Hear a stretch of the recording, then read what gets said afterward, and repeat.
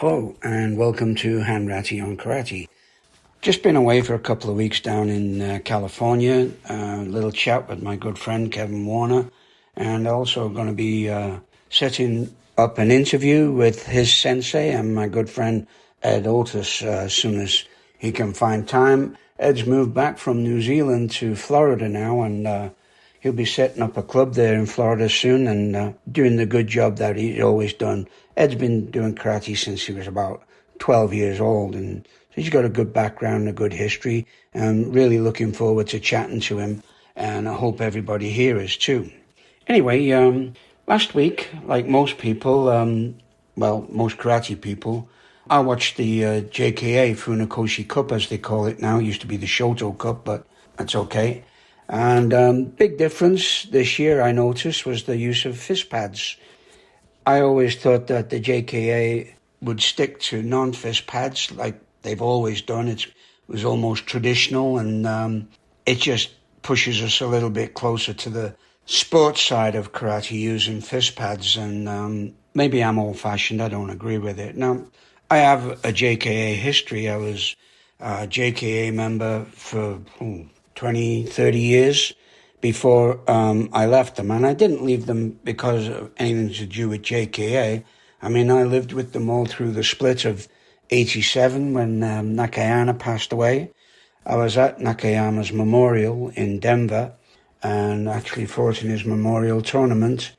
I had a good chat with Sensei Tanaka at the time and quite a few other people. Didn't do too good in that tournament. I got DQ'd for punching out Okazaki Jr. at the time. That was okay, but one of my students did get second place in the Kumite. Unfortunately, he passed recently, Chuck Curtis, and hell of a fighter. I thought he won, but that's just my opinion. I'm probably biased. Anyway, as I was saying, JKA has been a big part of my karate history, and I always admired them. But to be honest, when I first started karate, I had no idea what JKA was or Shotokan or anything else. Styles didn't come into it. I just looked down the road and saw there was a karate club, the Red Triangle in Liverpool, probably one of the most famous clubs in the world. And I went down there and joined. And that was it, really. You paid your yearly dues and you're a member of KUGB, Karate Union of Great Britain. I went to every summer camp I could at Crystal Palace. Amazing instructors, probably every famous Japanese instructor that you could think of. I didn't really know that Shotokan was a style. Of course, I came to find out people would talk to you and say, oh, there's Goju and there's Shitaru and, Uechiru and all this. But I didn't really know the difference, and I never ever thought that they weren't doing karate. I always thought, yeah, they're doing karate, they're just doing a different style.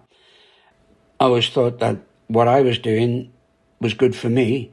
It was applicable, I could use it, and I did use it. I had a job where, you had to be able to do stuff that most normal people probably wouldn't do, certainly not recreational people. So yeah, I probably had more street fights than I had competition fights, so what karate did was just give me a little bit more scope on the techniques I could use to get myself out of trouble when I had to. And as I say, I didn't really know what JKA was. It was just what we were part of. Even when I came up to take my Dan gradings, I wasn't aware that you were registered with JKA in Japan. It was a big surprise to me when I got my certificate in the mail. In fact, I think I liked the envelope better than I liked the certificate. But that's neither here nor there. I've been to the JKA Hanbu a number of occasions, trained there, and trained with just about every major JKA instructor. Of course, Inoda, who's my first Japanese instructor, Kanazawa, and Shirai, Kasei, Oishi, Nishiyama, Tanaka. The list goes on. So what got me is nobody said, you have to do it this way. If you don't do it this way, it's wrong. And they were all doing it a little bit different ways. Now I'm talking about the tiny details that people seem to obsess on little details these days. And if you don't do it this way, then it's wrong. It's not wrong. It honestly is not wrong.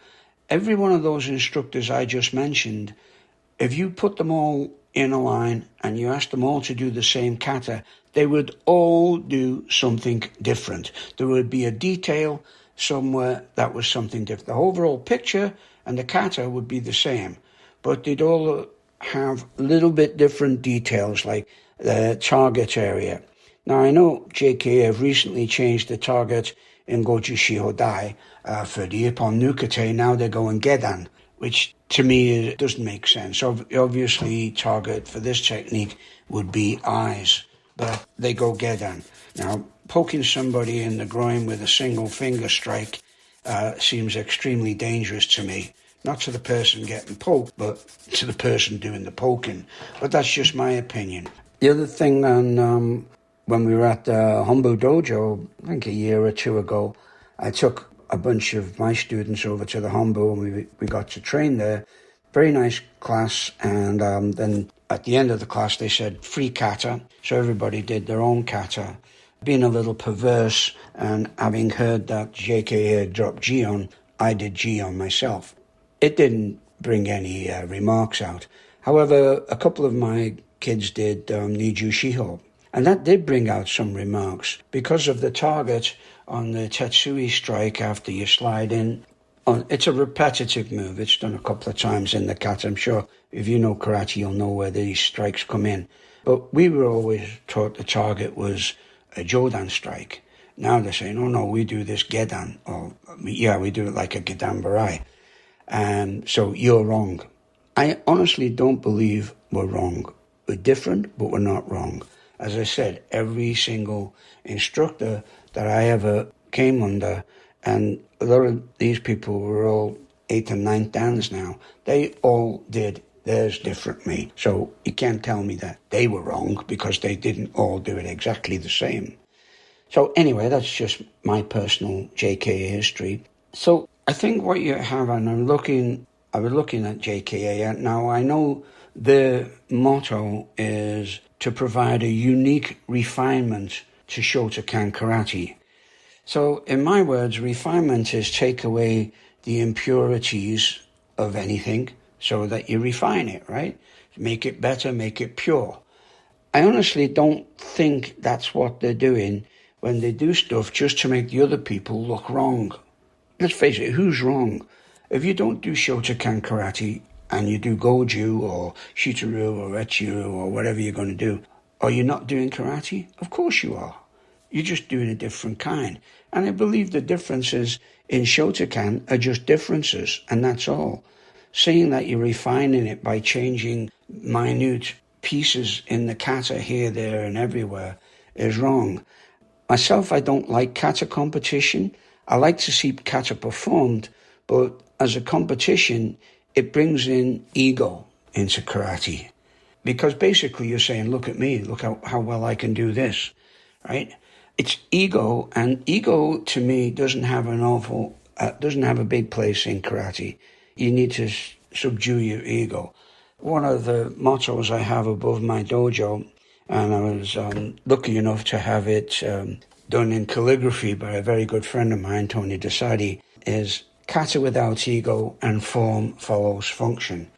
Now, both of those phrases are symbiotic. They have an energy to them that is complementary.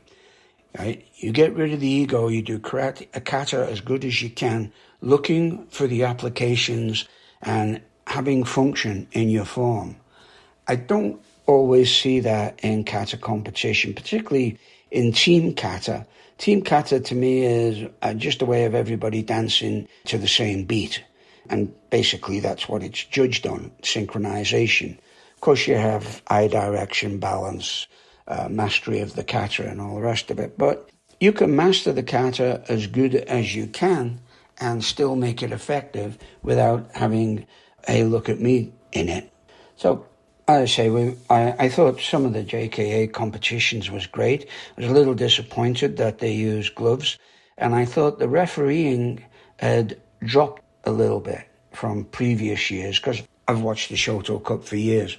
And now the final fight, guy was hit with an absolutely gorgeous mawashi. was ippon all day long, but you got to chewy for it.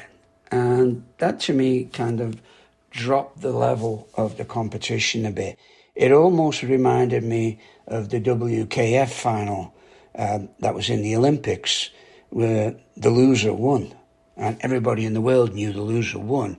And they didn't do themselves any favors at all in promoting karate to the Olympics by that final fight. So I think, JKA, I love you. I think you're great. Not a member, I haven't been a member for years, but that was mainly because of the politics that some JKA members pushed out and really put us off. Would I go back? Not at my age, but I've got no problem with going to JKA seminars, JKA tournaments. They're pretty open around here and friendly, and I believe, the karate community should be open and friendly. We'll allow anybody into our tournaments. We're not closed-minded at all. I don't believe that we're the only people that are doing karate. Okay, so what's good about the JKA is that it's growing again, right? There was a horrible split when Nakayama passed, okay, and there was a big row between the Asai group and, the other group. I'm not going to go through all that again. Everybody's rehashed that so many times. But what I like about the JKA now is their marketing is coming along well. Now, maybe marketing's the wrong way, but they are promoting their karate well, I'll say that. If you want to look for analogies and comparisons in karate where we're all doing the same thing, so everybody's doing the same thing, we're all doing karate, right? And then you have all these little bit different groups. And even in Shotokan, people say, why are there so many Shotokan organizations? I kind of compare it to like religion. Now, if you know me, I don't really like religion. I'm not religious in any way. I'm a card-carrying atheist. But I compare it to religion. Everybody is supposed to believe in one God. But there's so many bloody churches. Even amongst, say, Christians, you got Baptists, Pentecostals, Catholics, Protestants, Lutherans, and they're all supposed to be Christians. And if you draw an analogy, or a comparison really, with karate, you've got Shotokan, and then you've got all of these little organizations. And all of those little organizations, it's not that they don't believe in karate, they're just doing it their way. And everybody, whether you're in a JKA or some other organization, WUKO or whatever, or different Shotokan karate groups, you're doing it your way because everybody is built different, and the karate you do is your karate. Even in the same class, even if you're all in the JKA Onbu and you're all doing a kata, you're all going to be doing it different, right? Your movements are different, your tempo is different, power is different. Everything is different because we're all built different. We don't have the same DNA. Even if you had identical twins on the floor doing the same kata, there would be differences. So what we've got to do is we've got to try and ignore those differences. And I don't just mean the differences in technique, I mean the differences in the philosophy as well. We all do it for different reasons, and some people can't explain the reasons, and some people can. They're very good at explaining the reasons they do it. Keeping fit, self-defense, all this. We all know these. These are the things you throw out. But deep in your mind, you have to ask yourself, why do you do it? Now, I've been doing this for 55 years, and I haven't come up with a really good answer, except that it gives me peace of mind. This is the vehicle I've chose to drive through life on, and it's been good for me. And I think I've shared it with people, and hopefully it's been good for them.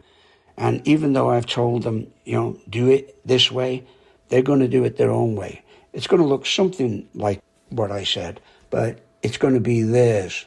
And I don't think we should be looking at the differences. We should just be happy that we're all doing this great art and we're promoting it and we should be sharing it. Anyway, that's just my 2 cents worth. There is differences between sport karate and Budo karate. Maybe I'll go into that another time, but just for now, that's all I got to say on that. All right, so as usual, any comments or questions, no problem. Give me a shout. I'm always here. Take care. Bye.